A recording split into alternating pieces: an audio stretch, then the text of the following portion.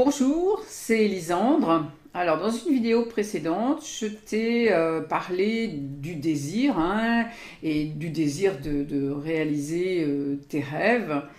Et je t'ai expliqué la différence entre rêve et imagination.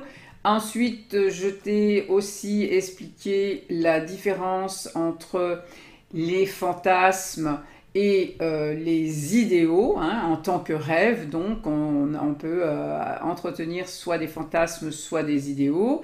Les fantasmes étant des chimères en fait qui t'affaiblissent, alors que les idéaux te renforcent.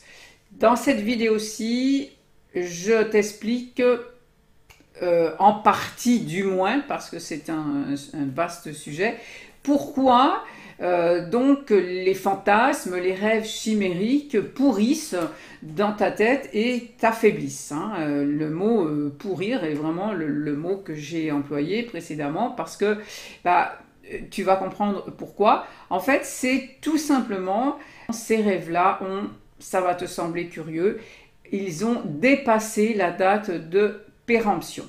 Voilà, c'est peut-être très curieux pour un rêve de dire ça, mais tu vas vite comprendre. Je vais te donner un exemple très simple, ça n'est pas toujours aussi évident, mais je te donne un exemple évident pour que tu comprennes ce que je veux dire. Voilà cet exemple. Si entre 20 et 30 ans, par exemple, tu as rêvé de créer une famille et que ça ne s'est jamais fait, eh bien ce rêve peut rester sous forme de fantasme à un âge où, surtout si tu es une femme, mais même pour un homme quand même, enfin surtout si tu es une femme, il y a un certain âge où vraiment le rêve est arrivé à date de péremption, du moins si on est raisonnable. Et c'est valable donc pour les hommes aussi. Donc voilà un rêve qui devient un fantasme et qui pourtant très inconsciemment, on va dire, reste là et te pourrit la tête et t'empêche de réaliser d'autres rêves. Donc voilà, c'était l'explication que je voulais te donner ce soir. Et d'ailleurs, je vais te donner un exemple, un autre exemple réel. Là, je viens de te donner un exemple générique, on va dire, mais qui est assez courant finalement.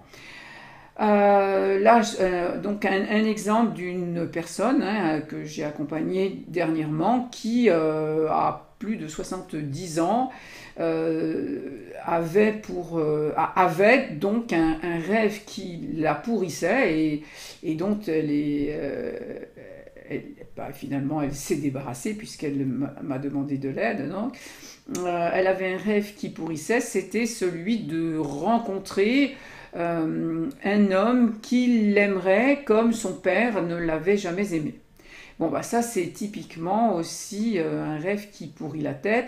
Bon, c'est pas qu'on ne puisse pas rencontrer une personne à n'importe quel âge, évidemment, après tout, bien sûr, tout est possible dans ce sens-là, mais pour être aimé comme son père ne l'avait jamais aimé, là, il est typiquement arrivé à date de péremption, parce que si elle a 75 ans, son père, ça fait longtemps qu'il n'est plus de ce monde. Mais en attendant, c'est un rêve qui l'empêchait, qui lui avait coupé des désirs, qui vraiment lui pourrissait la tête. Voilà. Et donc elle est vraiment très contente et justement elle passe à autre chose actuellement parce qu'elle est vraiment très contente d'avoir fait un tri et d'avoir lâché ce fantasme donc chimérique, complètement. Là, on est vraiment... Et donc, il y en a beaucoup, des rêves comme ça. Et c'est pas toujours, bien sûr, par rapport à la date de péremption. Et c'est pour ça donc, que je dis qu'ils pourrissent, parce que c'est comme un produit que vous avez acheté. Alors, il y a une date de péremption dessus. Bon, c'est vrai qu'il y a un règlement et que un petit peu au-delà de la date de péremption, le produit est souvent encore tout à fait consommable.